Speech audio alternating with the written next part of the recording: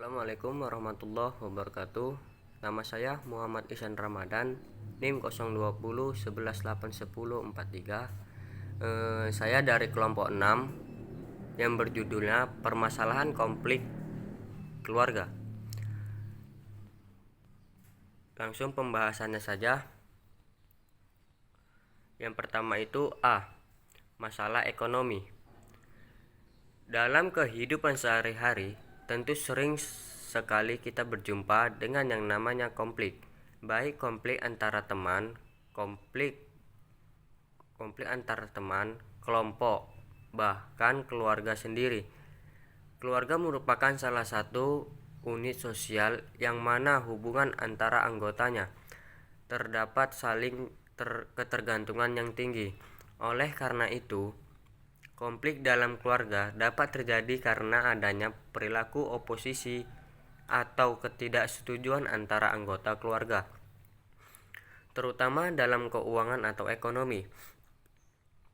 Ada beberapa faktor yang menjadi penyebab masalah ekonomi dalam keluarga. Yang pertama itu pola gaya hidup yang berbeda. Setiap orang tentu saja memiliki gaya hidup yang berbeda. Ada yang terbiasa dengan gelimangan harta di sekitarnya. Namun ada juga yang selalu menerapkan gambaran tingkah laku atau pola dan cara hidup yang ditunjukkan bagaimana aktivitas seorang. Yang kedua itu tidak konsisten atas rencana keuangan. Mendapatkan solusi masalah keuangan di dalam rumah tangga bisa dikatakan sulit bila kamu dan pasangan sama-sama meninggikan ego dan tidak solid akan sebuah perencanaan keuangan yang dibuat. Padahal dengan tetap konsisten terhadap rencana keuangan, kamu dan pasangan jadi lebih atau kontribusi masing-masing untuk anggaran bulanan keluarga. Selain itu, dengan perencanaan yang matang pula, kalian bisa menyiapkan kebutuhan investasi jangka panjang. Yang ketiga itu pendapatan yang tidak seimbang. Perbedaan nominal pendapat yang dimiliki biasanya juga menjadi pemicu konflik keuangan rumah tangga. Betapa tidak bila suami memiliki pendapatan lebih tinggi ketimbang istri atau sebaliknya, tentu bakal menjadi beban tersendiri. Jika dibiarkan berlarut-larut, bukan tidak mungkin ketika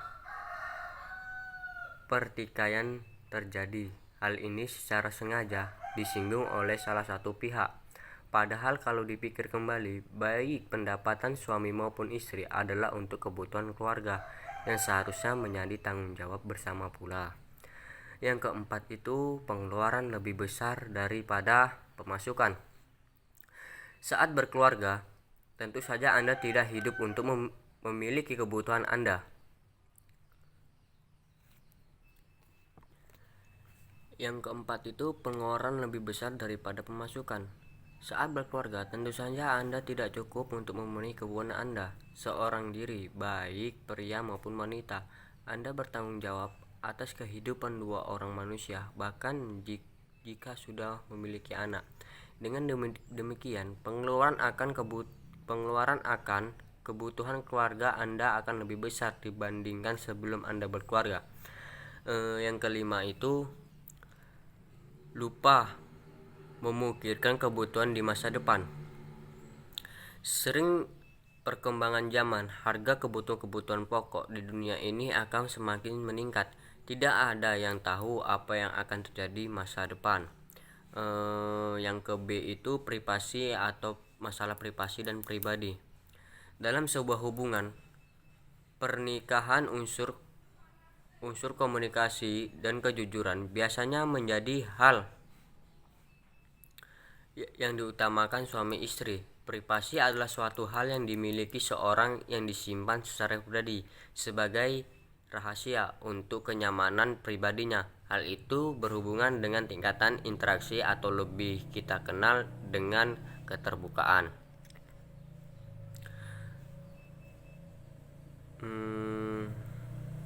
Adapun batasan-batasan yang perilaku diperhatikan dalam menjaga privasi dalam sebuah hubungan dan dipahami bersama.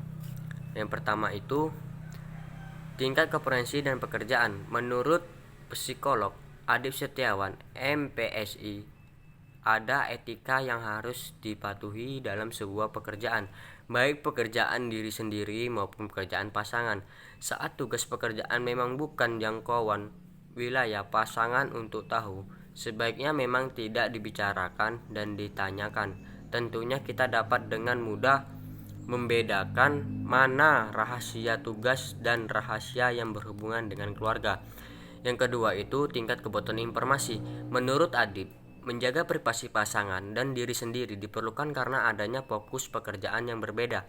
Ada masalah-masalah yang memang tidak diceritakan secara detail kepada pasangan. Selain itu, hal ini berfungsi untuk menghindari membebankan pasangan dengan permasalahan yang kita miliki. Yang ketiga itu barang-barang pribadi. Dari ponsel, pesan seperti SMS, chat WhatsApp dan lainnya, dompet dan buku harian merupakan benda-benda yang bersifat pribadi. Untuk dapat mengakses benda-benda pribadi milik pasien, sebaiknya ada kesepakatan yang dibuat antara pasangan setelah seorang laki-laki perempuan telah sah menjadi suami istri, maka keduanya akan menjalani kehidupan bersama.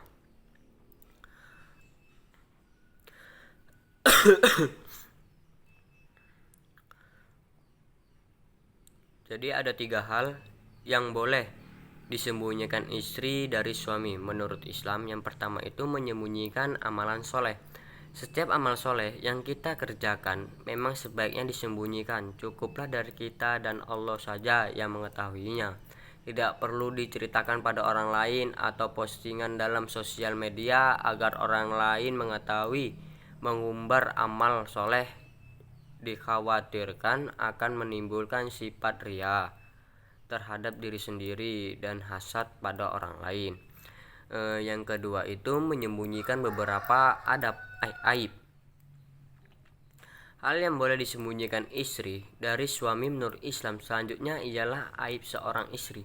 Beberapa aib seorang istri sebaiknya tetap disembunyikan dari suaminya, sebab bila diutarakan dikhawatirkan dapat menyebabkan kerenggangan dalam rumah tangga mereka.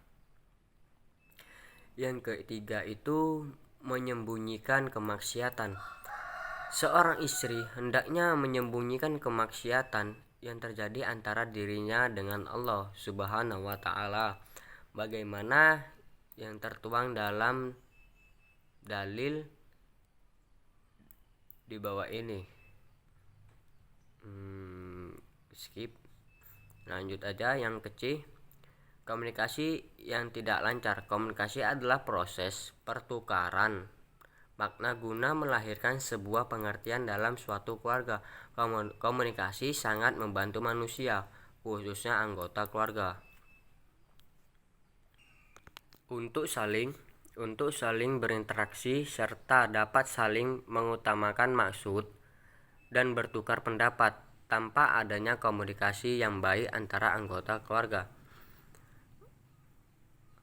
kurangnya komunikasi antara suami istri membuat mereka tidak dapat bertukar pikiran, tidak dapat memahami dan mengerti perasaan masing-masing. Penyebab komunikasi tidak lancar dalam rumah tangga, yang pertama itu terlalu banyak screen time. Pasangan yang selalu menghabiskan waktu dengan menonton TV atau menggunakan gadget ternyata merupakan salah satu penyebab masalah komunikasi dalam pernikahan. Terlalu banyak screen time mengakibatkan kurangnya kehadiran pasangan dalam kehidupan sehari-hari. Saat sedang berduaan, coba untuk lebih banyak berinteraksi dibandingkan sibuk dengan gadget masing-masing. Yang kedua itu cemburu berlebihan. Cemburu berlebihan yang dialami pasangan suami istri seringkali mengakibatkan masalah komunikasi. Kecurigaan berlebihan terhadap siapa saja yang menghubungi pasangan, tapi menghilangkan rasa saling percaya. Yang ketiga itu berkata kasar. Mengeluarkan kata-kata kasar setiap kali berdebat bisa jadi masalah komunikasi dalam pernikahan. Lawan bicara akan kesulitan menangkap pesan yang sebenarnya dan lebih fokus terhadap kata-kata yang dilontarkan. Yang empat itu ekspektasi yang tidak masuk akal. Tanpa disadari, seringkali pasangan suami istri tidak mengungkapkan apa yang dirasakan dan dipikirkan, tapi berharap pasangan tetap mengerti. Hal ini dapat memicu kesalahpahaman dalam rumah tangga. Yang kelima itu menyembunyikan perasaan. Tidak mengungkapkan perasaan terhadap pasangan dapat menjadi penyebab masalah komunikasi dalam pernikahan. Yang keenam itu tidak mengerti bahasa cinta pasangan. Setiap manusia memiliki bahasa ceritanya masing-masing. Ada yang merasa dicintai apabila menerima pujian.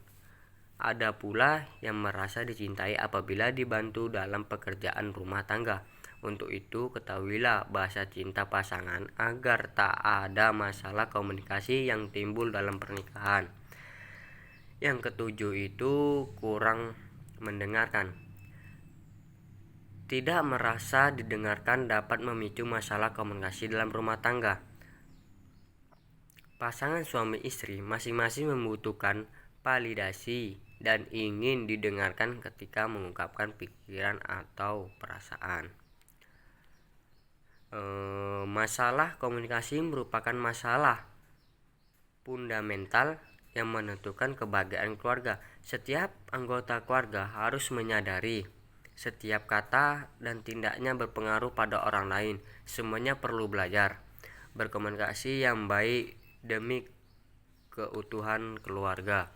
Mungkin sekian dari saya dari kelompok 6 yang tadi berjudul yang di atas yang saya sebutkan tadi. Mungkin ini saja. Assalamualaikum warahmatullahi wabarakatuh.